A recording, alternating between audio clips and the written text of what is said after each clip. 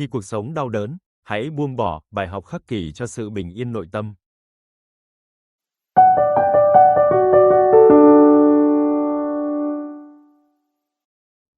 Epictetus tin rằng hạnh phúc và sự bình yên nội tâm hoàn toàn nằm trong khả năng của chúng ta. Nhưng có vẻ không phải vậy, đặc biệt khi chúng ta nghĩ đến mọi đau khổ trên thế giới. Mọi người bị bệnh và qua đời, và có sự đau khổ và phản bội, những chính trị gia điên rồ dẫn đất nước đến bờ vực chiến tranh. Làm sao chúng ta có thể hạnh phúc và bình yên khi phải đối mặt với quá nhiều nghịch cảnh và bất trắc? Epictetus và triết lý khắc kỷ của ông hướng đến mục tiêu giải quyết vấn đề bị ảnh hưởng bởi hoàn cảnh bên ngoài. Lời nói của ông rất sâu sắc và cách tiếp cận của ông rất thực tế. Một số ý tưởng của ông quá thẳng thắn đến mức khó chấp nhận, chứ đừng nói đến việc đưa vào thực tế. Epictetus không phải là một người chữa bệnh nhẹ nhàng. Lời dạy của ông không hề tô hồng bất cứ điều gì. Ông cho chúng ta biết cách thực hiện. Ông nhấn mạnh rằng biện pháp nửa vời sẽ không giải quyết được vấn đề. Sự bình yên sâu sắc bên trong đòi hỏi sự giải thoát khỏi mọi thứ làm xáo trộn nó. Và nếu chúng ta muốn thực sự tự do, chúng ta phải đi đến cùng. Video này đi sâu vào nguyên nhân thực sự gây ra đau khổ. Cách chúng ta có thể vượt qua nó và phát triển sự bình yên nội tâm vững chắc, một mục tiêu hoàn toàn nằm trong khả năng của chúng ta, theo Epictetus. Bạn có biết điều gì luôn nằm trong tầm tay bạn? Chính là lựa chọn nuôi dưỡng những điều ý nghĩa. Nếu bạn thấy những chia sẻ tại đây có giá trị, hãy cân nhắc ủng hộ kênh qua Buy Me a Cup of Coffee ở dưới phần mô tả video này, một hành động nhỏ nhưng đầy ấm áp để tôi tiếp tục mang đến những video sâu sắc về triết học và đời sống. Sự đồng hành của bạn không chỉ là động lực, mà còn là tiếng nói góp phần định hình những chủ đề trong tương lai. Đừng quên theo dõi tôi trên mạng xã hội để nhận thêm những trích dẫn, suy tư và cảm hứng mỗi ngày. Cảm ơn bạn đã lắng nghe. Hy vọng video này sẽ chạm đến bạn theo một cách nào đó.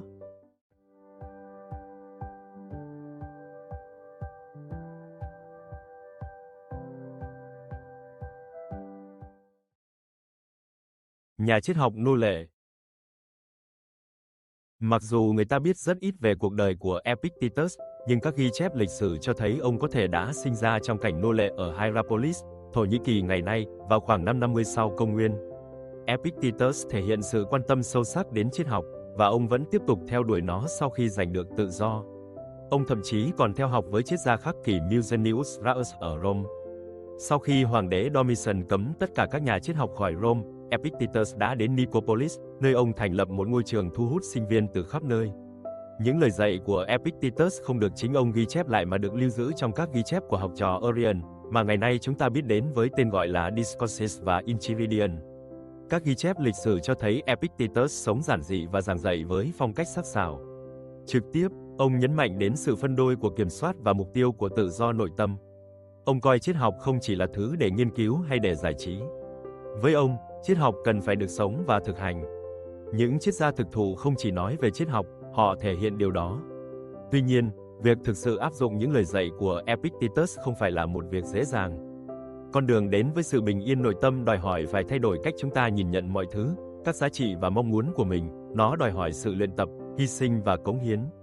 Để bắt đầu hành trình tìm đến sự bình yên nội tâm, chúng ta hãy cùng tìm hiểu xem những người theo chủ nghĩa khắc kỷ thời xưa, đặc biệt là Epictetus, coi nguyên nhân gây ra nỗi đau và sự đau khổ của chúng ta là gì. Mong muốn và ghét bỏ.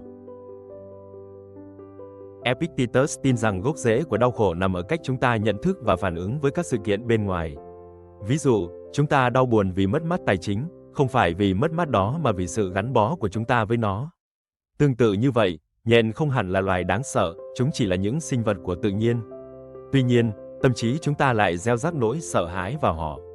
Những người theo chủ nghĩa khắc kỷ thời xưa nhận thấy rằng bất cứ khi nào các sự kiện và hoàn cảnh xuất hiện, chúng ta đều hình thành các phán đoán giá trị về chúng. Quá trình này diễn ra gần như ngay lập tức, gần như vô thức. Ví dụ, chúng ta nhìn thấy một con nhện và ngay lập tức đánh giá đó là tin xấu, chúng ta muốn thoát khỏi nó. Hoặc khi nhìn thấy một ổ bánh mì mới, chúng ta cảm thấy bị thu hút bởi nó, chúng ta muốn có nó và ăn nó. Chúng ta thêm những phán đoán này vào mọi thứ chúng ta gặp phải. Nhưng không phải tất cả những ấn tượng này đều hợp lý. Một ví dụ về ấn tượng hợp lý là khi chúng ta nhìn thấy ánh sáng ban ngày. Chúng ta thấy trời bên ngoài sáng, trời đang nắng, vì vậy, phán đoán ngay lập tức của chúng ta về tình huống đó là ban ngày. Có lẽ đó là ấn tượng đúng trong hầu hết thời gian. Một ấn tượng vô lý là một con nhện nhà vô hại là một sinh vật đáng sợ, nguy hiểm, và phản ứng thích hợp là vô cùng sợ hãi và kinh hoàng. Phán đoán mọi thứ chúng ta gặp phải là cách chúng ta hiểu thế giới. Nhân tiện, động vật cũng làm như vậy. Sự phán đoán của con người có thể chịu ảnh hưởng của xã hội, xuất phát từ niềm tin tôn giáo hoặc có thể là khuynh hướng tự nhiên. Bất kể sự phán xét của chúng ta đến từ đâu, chúng thường khiến chúng ta có những cảm xúc khó chịu, chẳng hạn như sợ hãi và tức giận. Một lần nữa, những hình thức đau khổ này không đến từ chính các sự kiện và hoàn cảnh, chúng xuất phát từ những phán đoán, những nhận thức này và những phản ứng mà chúng ta hình thành liên quan đến những sự kiện và hoàn cảnh đó. Ví dụ, nếu chúng ta cảm thấy một ổ bánh mì ngon, chúng ta có thể nảy sinh mong muốn được ăn nó. Nếu chúng ta coi một con nhện là nguy hiểm, chúng ta có thể sẽ phát triển ác cảm với nó. Epictetus nhận thấy hai lực này, ham muốn và ghét bỏ, gây ra đau khổ, cho dù đó là sợ hãi, tức giận, thất vọng, đau buồn. Giả sử bạn tức giận vì ai đó chặn đường bạn trên đường. Cơn giận này đến từ đâu? Nó đến từ sự kiện, ai đó chen ngang bạn trên đường, hay đến từ sự phán đoán và thái độ của bạn đối với sự kiện này? Epictetus cho rằng đó là vế sau. Cụ thể hơn, mong muốn không gặp phải những người cản đường bạn của bạn tự động ngụ ý sự ác cảm với những người làm như vậy. Cả hai đều là hai mặt của một đồng xu. Mọi thứ đều vui vẻ và thú vị nếu chúng ta đạt được những gì mình mong muốn và tránh những gì mình ghét. Sự ác cảm với những người tham gia giao thông phản xã hội, và do đó, mong muốn không gặp phải họ, sẽ không gây ra đau khổ miễn là bạn không gặp phải họ. Nhưng nếu bạn gặp phải ai đó bám đuôi xe bạn, bóp còi không cần thiết hoặc cắt ngang đường bạn một cách nguy hiểm, thì mầm mống ác cảm của bạn sẽ bắt đầu nảy nở. Nhưng hãy đợi một chút, ham muốn và ghét bỏ chỉ gây rắc rối nếu chúng ta gặp phải điều mình ghét bỏ hoặc không đạt được điều mình muốn, đúng không? Có vẻ như giải pháp khá đơn giản, chỉ cần sống ở nơi không ai có thể ngăn cản bạn. Hoặc tăng mức phạt cho hành vi đi sát đuôi xe lên. Chẳng hạn, $1 triệu cho mỗi lần vi phạm. Những biện pháp này có thể có hiệu quả trong một thời gian, cho đến khi không còn hiệu quả nữa. Theo Epictetus, tốt hơn hết là chúng ta không nên dựa vào hoàn cảnh bên ngoài để duy trì sự bình yên nội tâm. Vậy chính xác thì tại sao lại như vậy? Giải phẫu của sự đau khổ. Epictetus nói rằng ham muốn và ác cảm không phải lúc nào cũng xấu. Hướng những lực này vào những thứ mà chúng ta có toàn quyền kiểm soát có thể dẫn đến một số kết quả khá tốt. Hãy nhớ rằng, mục tiêu của chủ nghĩa khắc kỷ là sống hòa hợp với thiên nhiên, đồng nghĩa với việc sống một cuộc sống có đức hạnh. Trong chủ nghĩa khắc kỷ, đức hạnh là điều tốt duy nhất, trong khi tệ nạn là điều xấu duy nhất.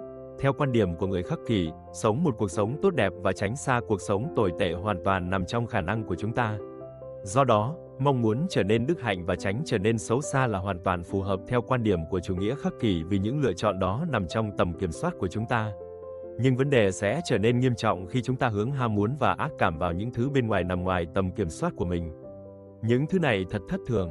Epictetus gọi chúng là những kẻ thất thường, yếu đuối và nô lệ.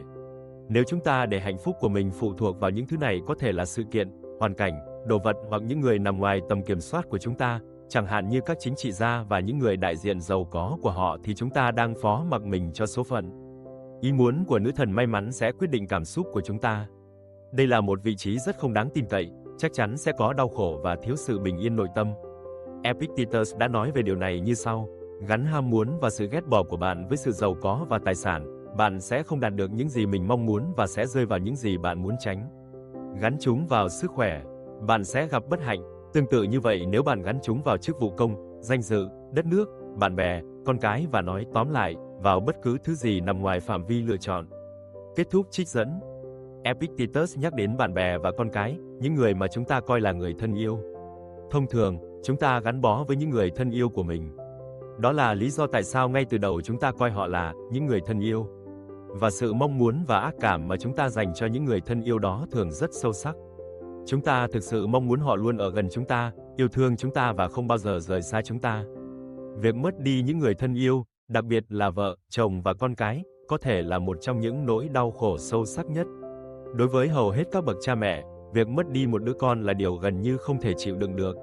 Và ý nghĩ về việc vợ, chồng mình sẽ biến mất khỏi cuộc sống có thể vô cùng đáng sợ. Tuy nhiên, vì những sự bám dính này thường mạnh nhất nên chúng cũng có khả năng gây ra những cơn đau dữ dội nhất. Khi chúng ta gắn bó sâu sắc với những người này, đau khổ là điều không thể tránh khỏi vì mất đi họ là điều không thể tránh khỏi. Yêu thương họ không có nghĩa là chúng ta có quyền lực đối với họ. Chúng ta có thể giữ chặt con cái mình hết mức có thể, số phận của chúng cuối cùng không phụ thuộc vào chúng ta. Tôi không thể phủ nhận rằng sự gắn bó mang trong mình vẻ đẹp nào đó nỗi khao khát. Niềm vui khi được ở bên người đó, sự thân mật, thậm chí là cảm giác nhớ nhau và không thể thiếu em. Nhưng thông qua sự gắn bó này, chúng ta cũng trở thành con rối của những thế lực khó lường mà chúng ta không thể chống lại. Do đó, Epictetus đề xuất chúng ta nên ngừng coi trọng những thứ nằm ngoài tầm kiểm soát của mình. Ông phát biểu, vậy thì tại sao chúng ta lại tức giận? Bởi vì chúng ta coi trọng những thứ mà những người này đánh cắp của chúng ta. Vâng, hãy ngừng coi trọng quần áo của bạn như vậy, và bạn sẽ không tức giận với kẻ đã đánh cắp chúng. Đừng quá coi trọng vẻ đẹp của vợ mình thì bạn sẽ không nổi giận với kẻ ngoại tình. Kết thúc trích dẫn. Nói thì dễ hơn làm để ngừng ham muốn và ghét bỏ mọi thứ, nhưng Epictetus đã đưa ra những cách để thực hiện điều đó. Bản chất chung của mọi thứ. Nếu các sự kiện không làm xáo trộn sự bình yên của chúng ta nhưng nhận thức và phán đoán của chúng ta lại làm vậy, chúng ta nên tập trung vào việc thay đổi suy nghĩ của mình, chứ không phải vũ trụ. Theo quan điểm của người Khắc Kỷ, suy nghĩ của chúng ta phải hợp lý. Nếu suy nghĩ của chúng ta hợp lý, nó sẽ phù hợp với tự nhiên, điều này sẽ mang lại sự bình yên nội tâm không bị xáo trộn, như một phần của trải nghiệm hạnh phúc. Và đây sẽ là một câu chuyện khác vào một ngày khác. Epictetus đề xuất rằng để giảm bớt ham muốn và ác cảm, chúng ta nên học cách nhìn nhận bản chất chung của mọi thứ. Hãy quay lại ví dụ về giao thông. Giả sử, một lần nữa, bạn khó chịu với những người tham gia giao thông thiếu ý thức. Bạn khinh thường họ, họ nên học cách cư xử. Họ không nên cắt ngang người khác. Họ không nên bám đuôi. Họ không nên tự nhiên xuất hiện, không quan tâm đến bất kỳ ai khác.